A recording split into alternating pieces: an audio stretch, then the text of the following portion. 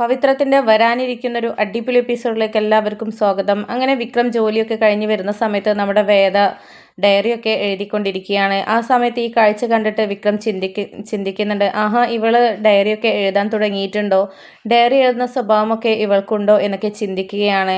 അങ്ങനെ വേദ ഡയറിയൊക്കെ എഴുതി കഴിഞ്ഞതിന് ശേഷം കിച്ചണിലോട്ട് വെള്ളം എടുക്കാനായിട്ട് പോവുകയാണ്.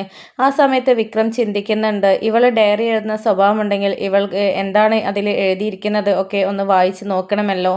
അവൾ എന്നെക്കുറിച്ച് എന്തെങ്കിലുമൊക്കെ എഴുതി പിടിപ്പിച്ചിട്ടുണ്ടാകും, അത് എന്താണ് എന്നുള്ളതൊക്കെ എനിക്ക് അറിയണമല്ലോ. അതുകൊണ്ട് ഒരു ദിവസമെങ്കിലും എനിക്ക് അവളുടെ ഡയറി എഴുത്ത് വായിച്ചു നോക്കണം. മറ്റൊരാളുടെ ഡയറി എഴുത്ത് വായിക്കുന്നത് മോശം സ്വഭാവമാണെങ്കിലും അവൾ എന്താണ് അതിൽ എഴുതി പിടിപ്പിച്ചിരിക്കുന്നത് എന്ന് ഒന്ന് വായിച്ച് മനസ്സിലാക്കണം എന്നൊക്കെ ചിന്തിച്ച് നിൽക്കുകയാണ് വിക്രം. എന്നിട്ട് എനിക്ക് എന്തെങ്കിലും പണി തരാനായിട്ടാണോ ഞാൻ എത്ര വട്ടം ഇറങ്ങിപ്പോവാൻ പറഞ്ഞിട്ടും അവൾ ഇവിടെ തന്നെ നിൽക്കുന്നത്? എന്ത് ഉദ്ദേശത്തിലാണ് അവൾ ഇവിടെ നിൽക്കുന്നത്? എല്ലാവരെയും കൈക്കലാക്കിയിട്ട് എല്ലാവരുടെയും സ്നേഹം പിടിച്ചു പറ്റിയിട്ട് ഇവിടെ പിടിച്ചു നിൽക്കാനുള്ള ശ്രമത്തിലാണല്ലോ. അതൊക്കെ എന്തിനാണ് എന്നുള്ളത് ഡയറിയിൽ എന്തായാലും അവൾ കുറിച്ച് വെക്കാതിരിക്കില്ല. അതുകൊണ്ട് തന്നെ എന്തായാലും അത് വായിച്ചേ പറ്റൂ എന്നുള്ള ഒരു തീരുമാനത്തിലാണ് നമ്മുടെ വിക്രം നിൽക്കുന്നത്. അങ്ങനെ വേദ കിച്ചണിലോട്ട് പോയ തക്കം നോക്കിയിട്ട് ആരും അങ്ങോട്ട് വരുന്നില്ല എന്ന് ഒക്കെ ഉറപ്പ് വരുത്തിയതിനു ശേഷം വിക്രം വേദയുടെ ബാഗിൽ നിന്നും ആ ഒരു ഡയറി എടുത്ത് വായിച്ചു നോക്കുകയാണ്. അതിൽ കല്യാണം കഴിഞ്ഞ് വന്ന അന്ന് മുതലുള്ള എല്ലാ സംഭവങ്ങളും അവൾ എഴുതി പിടിപ്പിച്ചിരുന്നു. ആദ്യമൊക്കെ എഴുതിയത് വളരെ സങ്കടത്തിലാണ് എന്നുള്ളത് വിക്രമിന് വായിച്ചത് മുതൽ മനസ്സിലായി.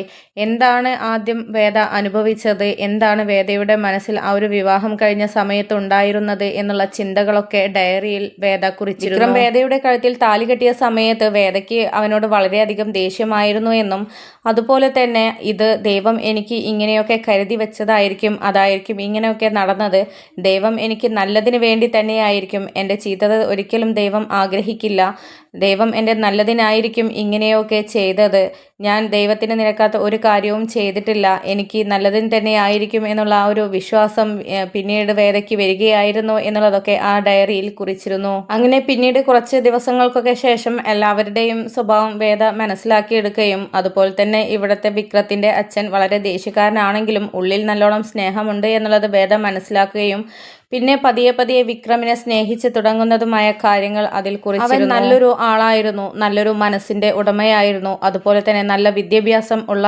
ആളായിരുന്നു. അവൻ്റെ ജീവിത സാഹചര്യവും അവൻ്റെ കോളേജിലെ അവസ്ഥയും ഒക്കെയാണ് അവനെ ഇങ്ങനെ ആക്കിയിട്ടുള്ളത്. അതുകൊണ്ട് തന്നെ അവനെ നല്ല രീതിയിൽ മാറ്റിയെടുത്ത് നല്ല ഒരു ജോലിയൊക്കെ അവന് നേടിക്കൊടുക്കണം എന്നുള്ളത് എൻ്റെ ആഗ്രഹമാണ്. ഞാൻ ആഗ്രഹിക്കുന്ന രീതിയിലുള്ള ഒരു ഭർത്താവാൻ അവന് സാധിക്കും, അത് എനിക്ക് ഉറപ്പുണ്ട്. ആ ഒരു വിശ്വാസത്തിലാണ് ഞാൻ മുന്നോട്ട് പോകുന്നത്. പിന്നെ അവൻ്റെ കാര്യം ആലോചിച്ചിട്ട് ദൈവത്തിന് തന്നെ സങ്കടം തോന്നുന്നുണ്ടാകും. കാരണം നല്ല രീതിയിൽ പോകേണ്ട ഒരു ആളായിരുന്നല്ലോ അവന് ഈ അവസ്ഥ വന്നത്. അതിനെക്കൊണ്ട് ദൈവത്തിനറിയാം ഞാൻ അവൻ്റെ ജീവിതത്തിലേക്ക് വന്നാൽ ഇതിനൊരു മാറ്റം സംഭവിക്കും എന്നുള്ളത്. അതിനെക്കൊണ്ട് തന്നെയായിരിക്കും ദൈവം എന്നെയും അവനെയും കൂട്ടി യോജിപ്പിച്ചത്. ഞങ്ങൾ ഒന്നിക്കേണ്ടവർ തന്നെയാണ് എന്നുള്ളതൊക്കെ വേദ മനസ്സിലാക്കുകയാണ്. എന്നിട്ട് എനിക്ക് ഏതായാലും അവനോട് പണ്ടത്തെ പോലുള്ള വെറുപ്പോ ഇഷ്ടക്കേടോ ഒന്നുമില്ല, സ്നേഹം മാത്രമാണ് ഉള്ളത്.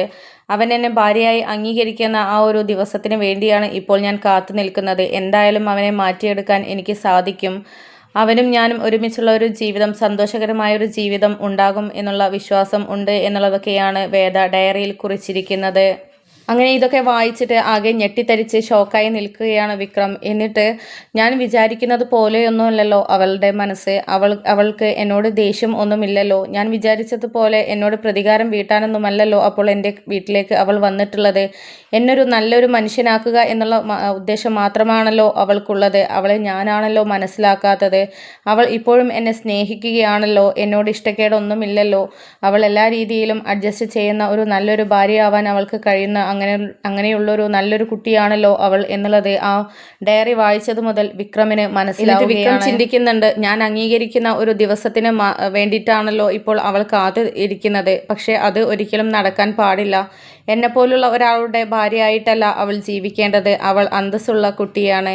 ഞാൻ ആരുടെയെങ്കിലും കൈക്കൊണ്ട് അവസാനിക്കാനുള്ളതാണ്. ഒരു വിധവ എന്നുള്ള രീതിയിലേക്ക് അവൾ ഒരിക്കലും മാറാൻ പാടില്ല. അതുകൊണ്ട് എന്തായാലും അവളുടെ മനസ്സിനെ വെറുപ്പിച്ചുണ്ടാക്കി എന്നോട് വെറുപ്പാക്കി മാറ്റിയേ പറ്റുകയുള്ളൂ. ഇപ്പോഴുള്ള സ്നേഹമൊക്കെ അവൾക്ക് പിന്നീട് വെറുപ്പായി മാറണം, അതിനുള്ളതൊക്കെ ചെയ്യണം എന്നൊക്കെ ചിന്തിക്കുന്നുണ്ട് വിക്രം.